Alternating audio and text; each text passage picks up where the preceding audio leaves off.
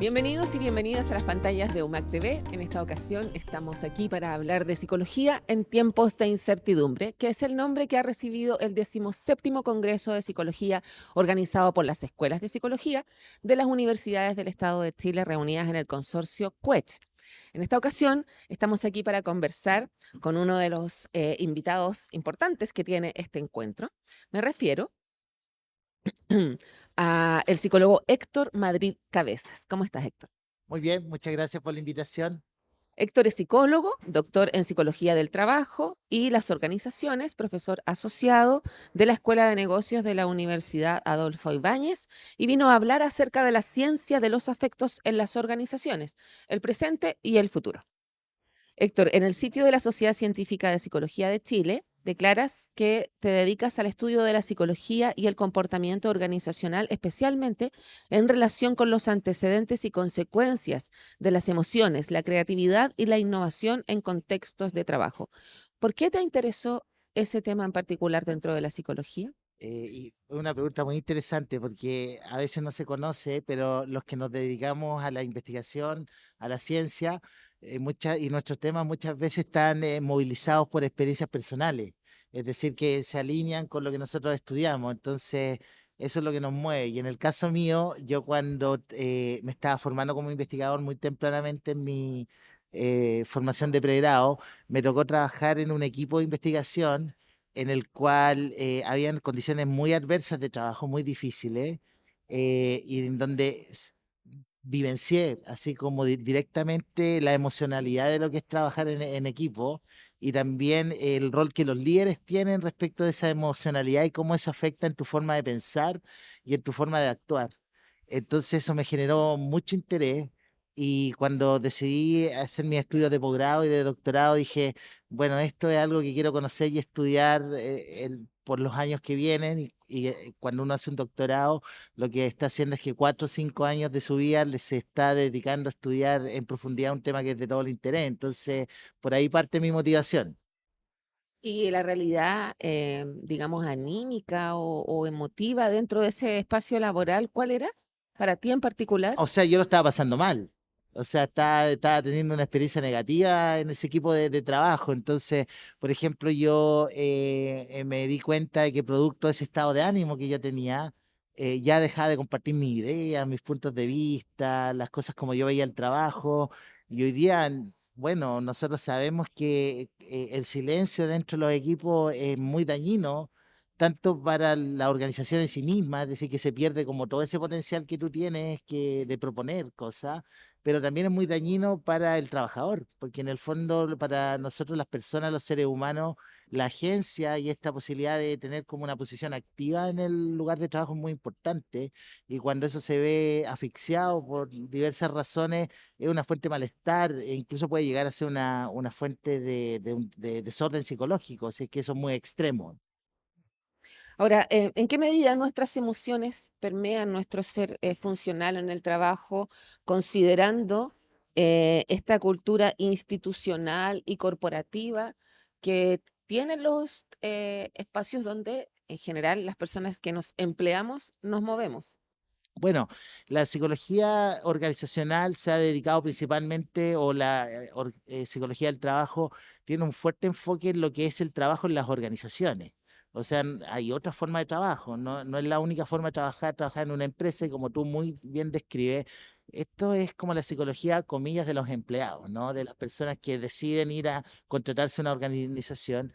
Y lo que uno tiene que pensar que generalmente uno tiende a pensar las organizaciones como estas estructuras medias abstractas, a lo mejor como sus directivas, su infraestructura, su tecnología, pero al final del día las organizaciones son las personas que lo conforman. O sea, somos las personas quienes nos organizamos para utilizar un conjunto de recursos que tenemos disponible y conseguir el propósito y el resultado que buscamos.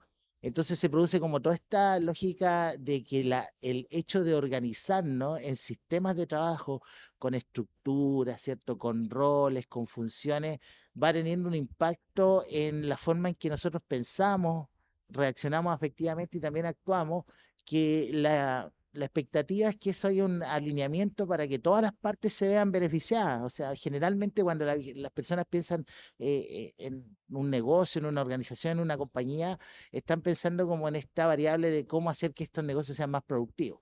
Lo cual está bien, digamos. O sea, las organizaciones existen en gran medida para eso, eso es su originalidad, pero también somos las personas quienes los conformamos y nuestro estado de bienestar psicológico es muy importante y también es un fin en términos de lo que queremos mover. Lo que ocurre es que por mucho tiempo el paradigma de la organización industrial, que era propio de la primera, segunda revolución industrial, que fue muy dominante hasta los años 70, 80, tenía el foco mucho en la productividad. Y la pregunta por el bienestar de los trabajadores era instrumental, es decir, ¿cómo hago que los trabajadores estén más contentos, más felices porque son más productivos? La verdad es que hoy día hemos transitado hacia un modelo más integrativo de bienestar, en donde al margen de que pueda haber una correlación entre este bienestar y la productividad, el bienestar es visto como un fin en sí mismo. Es decir, las organizaciones tienen la responsabilidad, así como se orientan a la producción, también orientarse a asegurar la calidad de vida de sus integrantes. No es menor que nosotros al menos pasamos 8 horas de nuestro día en el trabajo, eso significa el tercio de nuestro día, que si tú lo sacas una cuenta rápida, en 40 años de carrera profesional, pasas 13 años de tu vida metido en el trabajo. Entonces, lo que ocurre ahí, cómo se diseña, se organiza, las realidades sociales dentro del trabajo tienen un impacto significativo en tu vida, definitivamente. Entonces, esa es la mirada que nosotros estamos teniendo, esta mirada de que también colocar a la persona en el centro y en ese contexto las así ignoradas emociones por mucho tiempo están ocupando un rol importante en las preguntas que nos hacemos hoy en día. Em, ¿De qué depende un liderazgo o la formación de un liderazgo y cuán responsable es el líder de los equipos o la líder de los equipos en en el buen ambiente que se genera en un trabajo? Mira, los estudios son como bien claros cuando tú ves como la diversa gama de estudios de liderazgo que a esta altura el liderazgo se viene estudiando científicamente de forma muy fuerte desde los años 40. Entonces ya tenemos 80 años de investigación y donde tenemos como principios bien establecidos. La verdad es que el liderazgo impacta entre un 30 y un 40% en lo que es la experiencia de trabajar psicológicamente. O sea, es un impacto importante, digamos, ¿no? O sea, que un 30 o 40% de tu bienestar psicológico, por ejemplo, tenga que ver con lo que hacen o no hacen los líderes, es importante. Ahora, el tema está que la pregunta es ¿por qué? ¿Qué es lo que hacen los líderes que pueden tener un impacto positivo o negativo? Mira, te vas a encontrar con un sinnúmero de teorías, modelos, prácticas de liderazgo, pero si tú vas como a la esencia, a los fundamentos, hay como dos vías de liderazgo. Una que es la vía de la orientación hacia la tarea, que se denomina, en qué medida los líderes planifican bien, organizan bien el trabajo, distribuyen los recursos de forma adecuada, es como la parte más higiénica. Si eso está resuelto, hay una línea base. En el fondo tú dispones de los recursos, los trabajadores tienen los recursos para hacer bien su trabajo. Pero está el segundo aspecto, el aspecto de la orientación a la relación. En qué medida los líderes realizan acciones en el fondo para generar un buen ambiente de trabajo, de colaboración, que la gente en el fondo tenga relaciones que son constructivas, manejar un buen clima laboral, gestionar y resolver los conflictos que inevitablemente ocurren en los sistemas de trabajo. Entonces, hoy día nosotros tenemos claramente esta mirada de que el liderazgo es ambidiestro, es decir, con una mano tienes que estructurar y con la otra mano tienes que construir realidades sociales. El tema está que todavía heredamos una visión de liderazgo un tanto unidireccional y vertical, donde asumimos que es una persona la que está nominalmente descrita como jefe, jefa, gerente o lo que fuere de ese equipo, que es el responsable de todo aquello. Pero ya desde hace algunos años hasta la fecha hemos estado también observando de que hay liderazgo distribuido, liderazgo compartido, en los cuales, aparte de la persona que formalmente está llamada a liderar, hay otros integrantes de los equipos que también pueden cumplir funciones de liderazgo y en eso estamos hoy día. ¿Y es recomendable eso? ¿Distribuir el poder en el fondo? Depende del tipo de tarea, porque en el fondo si tu tarea es como altamente estructurada, si tu tarea está altamente basada en estándares, protocolos, que hay una o dos formas de que el trabajo se hace, en el fondo el procedimiento, necesitáis más estructura en el fondo, asegurarte que esas cosas ocurran. Pero si el tipo de tarea, por ejemplo, implica resolver problemas complejos, que no hay respuestas obvias, que hay incertidumbre, que exigen creatividad, que exigen innovación, la participación es esencial. O sea, una cabeza no va a resolver esos problemas, sino que tú necesitas de la participación activa de todos los que están ahí. Entonces depende mucho el tipo de tarea, aun cuando la historia de la psicología organizacional nos muestra que inclusive las personas que trabajan en líneas de producción en fábrica, en las cuales tú dices el trabajo es súper estandarizado, súper concreto, hay una forma de hacer las cosas, cuando tú conversas y tienes reuniones reales y sistemáticas con los operadores de esas líneas para conocer cómo ellos ven los procesos de trabajo y si tienen propuestas de cómo hacer mejor, salen unas conversaciones increíbles. Ellos son los primeros testigos de lo que están viendo, pero el tema es que hay un tema cultural. Entonces, en el fondo es como la cultura de las organizaciones que son en gran reflejo la cultura del país en las cuales están insertas, generan más o menos espacios de participación. Todo muy vertical, jerárquico. O sea, hay una dimensión dentro de los modelos de cultura organizacional que se le denomina distancia al poder. Y las organizaciones o los países hay algunos que tienen el poder muy lejos, está centralizado, unos pocos toman las decisiones, ¿cierto? Se diseñan las estrategias de trabajo en una cúpula, pero en la medida que tú vas como teniendo menos distancia al poder, el poder y las decisiones están más distribuidas. Ahora tú me dices, ¿eso es siempre necesario? No es siempre necesario, o sea, depende del tipo de organización. Ahora, si tú estás en un contexto, ¿Para el bienestar psicológico?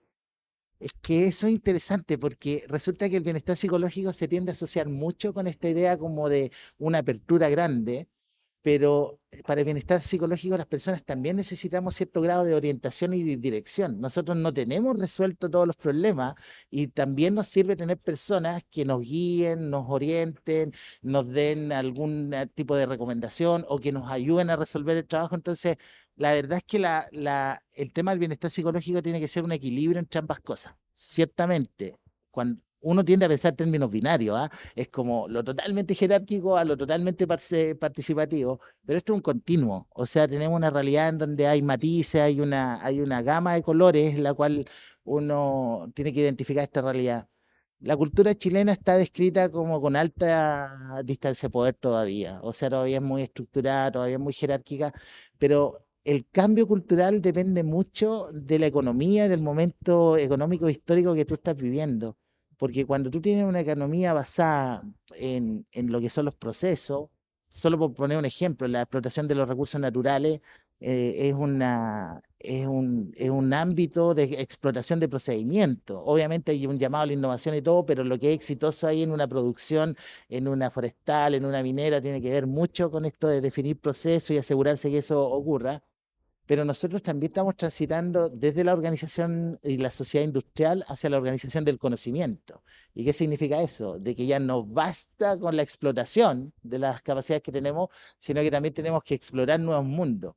Y ahí es donde viene la pregunta por la innovación, viene la pregunta por la creatividad, y ahí los espacios de menor distancia de poder son muy importantes. Entonces, esto es bidireccional. La cultura influye sobre las organizaciones, pero las organizaciones están retroalimentando la cultura como para ir cambiando como esta forma de pensar que tienen las culturas. Claro.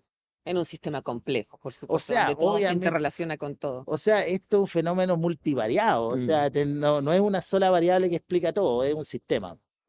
¿Y cómo se ve el escenario pensando en los otros temas que se han abordado en este Congreso para este futuro del conocimiento? Pienso también, por ejemplo, en el tema de la desinformación, que trae bien malas noticias, de que en el fondo es mucho más poderosa la desinformación que la información. ¿Hay posibilidades, crees tú, de que el desafío sea mayor de transitar hacia una sociedad del conocimiento? Bueno, depende mucho, obviamente que hay una demanda una demanda del entorno, depende de las decisiones que se toman a nivel Estado, gubernamental, hacia dónde se orienta el desarrollo económico y obviamente eso coloca direcciones, coloca incentivos, ¿cierto? Entonces hay estrategias de desarrollo económico y las naciones dicen, mira, nos vamos a concentrar o en la explotación de recursos naturales, o nos vamos a concentrar más en el tema de desarrollo tecnológico, o vamos a tomar una posición intermedia. Hay una decisión estratégica a nivel social y político, económico, y que las organizaciones empiezan como a alinearse con esos objetivos. Entonces, Chile definitivamente hace ya muchos años, o sea, en Chile el proyecto como industrial propiamente tal, eh, fracasó, digamos, en los años 70, digamos. O sea, hubo un esfuerzo muy importante de los gobiernos radicales en los años 40 por industrializar Chile. Tuvimos durante todos esos años un proceso muy importante, hubieron industrias propiamente tal, pero después se tomaron decisiones económicas que transitamos más hacia una economía de servicios, ¿no? Y hoy día nosotros vemos fuertemente un giro nuevamente que tiene que ver con esta sociedad del conocimiento, que tiene que ver con la motivación de muchas generaciones jóvenes hacia los emprendimientos tecnológicos, hacia jóvenes que están muy motivados con también tener un impacto más allá de lo que hacen como en la cotidianidad en una empresa.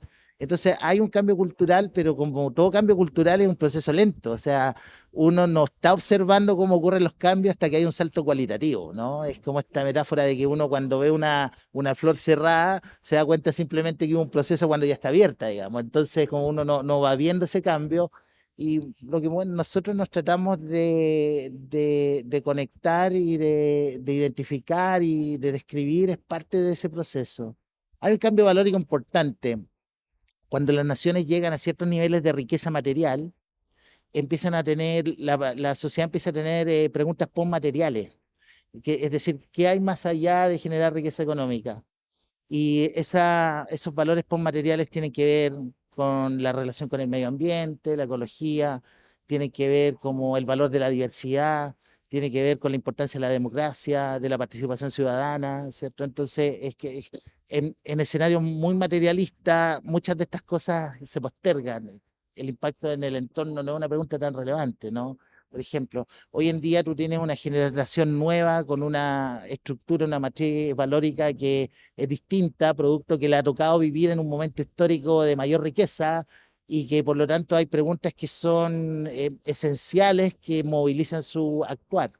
Entonces, algo que se ve mucho en las organizaciones es esta lógica de que los jóvenes profesionales asumen de que ellos deben tener una voz activa en lo que ocurre, en la participación, en la propuesta.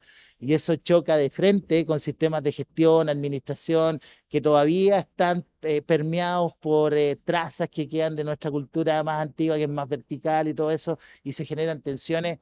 Y hay jóvenes que teniendo condiciones laborales muy buenas en una empresa deciden abandonarlas porque sienten que no son escuchados, que su voz no tiene lugar y que ellos tienen algo que aportarle al sistema, pero en realidad como que no hay mucho espacio para ellos. Entonces, estamos viviendo un cambio importante. O sea, todas estas cosas, siempre nosotros vamos con un delay un poquito de lo que pasa en Europa, en Estados Unidos, incluso en Asia.